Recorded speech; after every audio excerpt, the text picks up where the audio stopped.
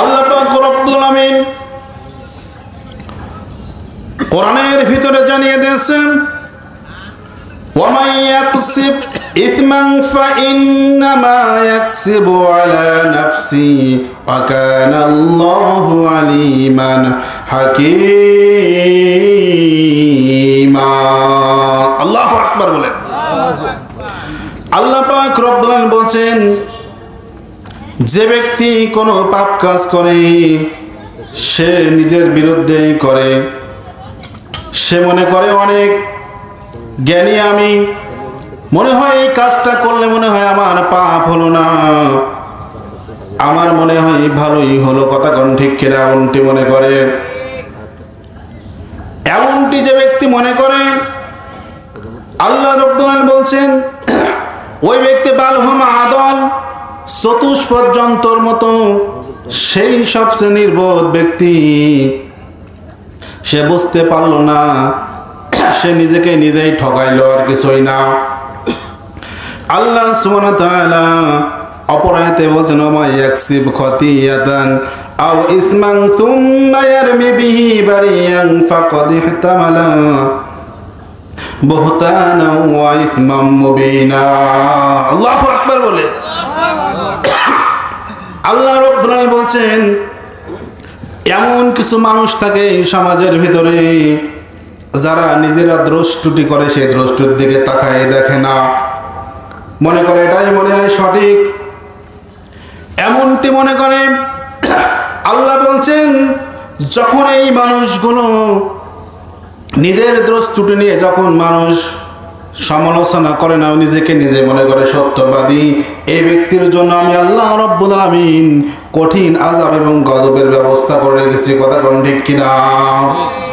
ইমাম মালিক রাহমাতুল্লাহি আলাইহির জামানায় কোন এক গ্রামে একজন মহিলা মৃত্যুবরণ করেছেন।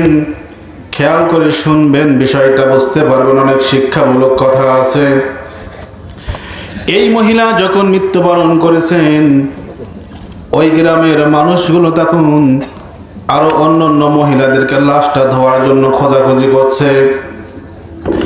লাশ যখন ধোয়ার জন্য খোঁজাখুঁজি করছে, খুঁজতে খুঁজতে ওই গ্রামের ভিতর থেকে 3-4টা মহিলাকে নিযুক্ত করলো।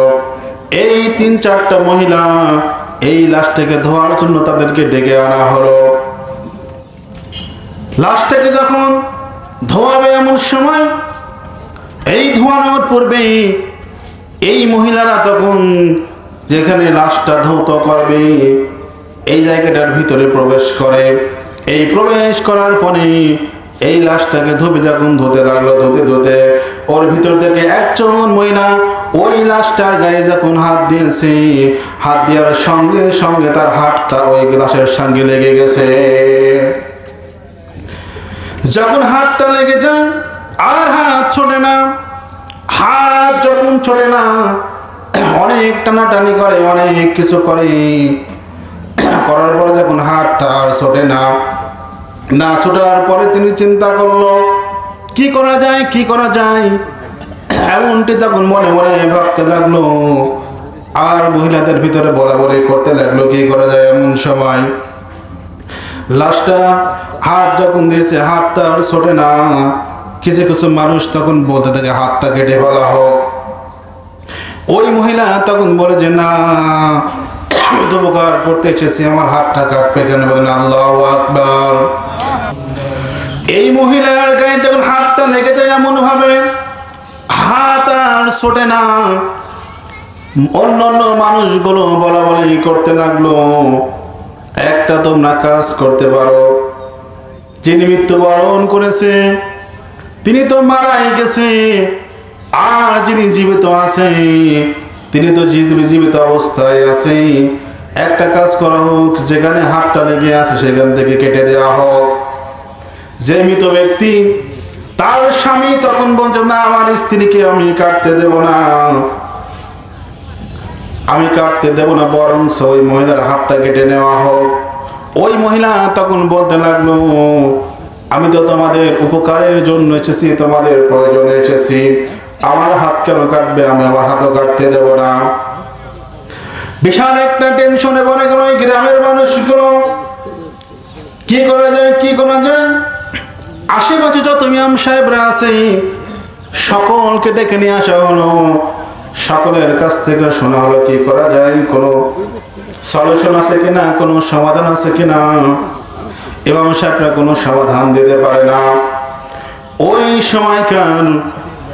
ওই সময়কার মদিনার ইমাম ছিল হযরত মালিক রাহমাতুল্লাহি আলাইহি।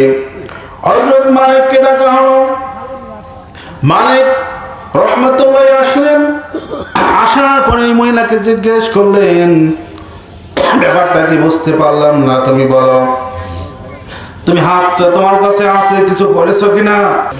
হযরত মালিক রাদিয়াল্লাহু তাআলা আনহু যখন আসলেন, আসার পরে মহিলাকে জিজ্ঞেস করা হলো, ওগো মহিলা, কি এমন কাজ করেছো, তুমি বলো, তোমার কোনো সমস্যা আছে কিনা? মহিলাটি তখন মালিককে বলছেন, আমার জানা সত্ত্বে আমি কোনো অন্যায় করি নাই, কোনো কিছু করি নাই, আমি এমন ভাবে চলেছি, এমন ভাবে করেছি। হযরত মালিক রাহমাতুল্লাহি আলাইহি বলছেন, কোথাও না কোথাও তোমার ভুল হচ্ছে। আল্লাহ পাক রব্বুল আলামিন কোরআনের ভিতরে জানিয়ে দিয়েছেন, ওয়া মাইয়াকুসিব খাতিআতান আও ইসমান সুম্মা ইয়ারমি বিহি বারিয়ান ফাকাদ ইহতাবালা বুহতানাও ওয়া ইসমান মুবিনা। আল্লাহু আকবার।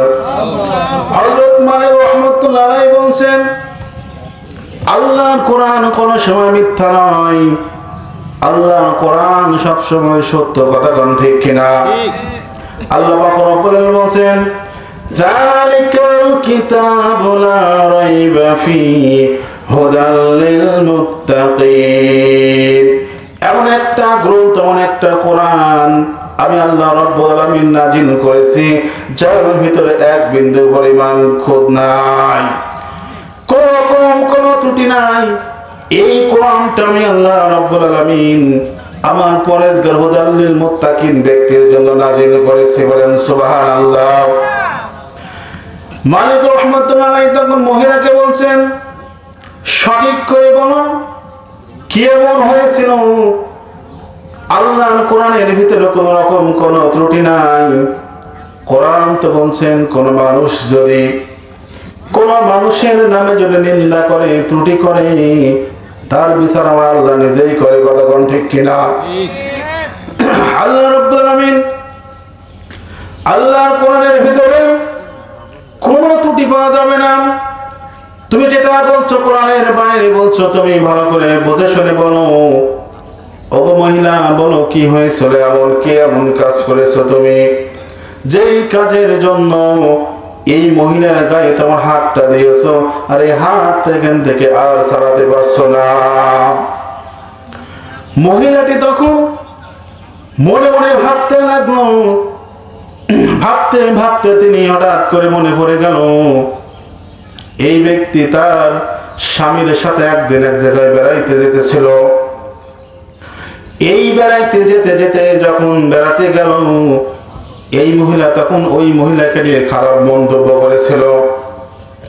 মনে করলো, মনে হয় এটা মনে হয় তার মনে হয় বয়ফ্রেন্ড হতে পারে, তার মনে হয় প্রেমিক হতে পারে, তার সঙ্গে সে মনে হয় খারাপ কোনো সম্পর্ক আছে। বলেন নাউজুবিল্লাহ।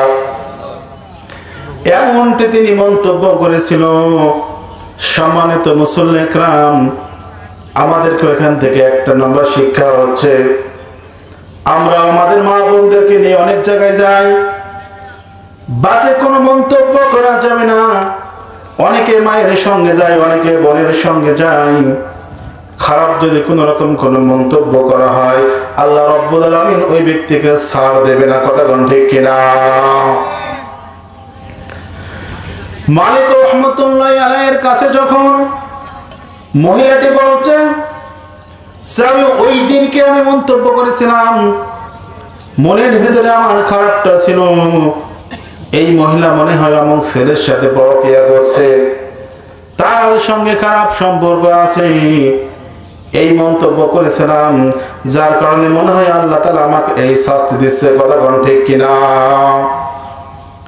হযরত মালিক রাহমাতুল্লাহ আলাইহি তখন বলছেন, তুমি তো বিশাল অপরাধ করেছো, এই অপরাধের তোমাকে শাস্তি নিতে হবে, তোমাকে 80টা বেতাঘাত করতে হবে।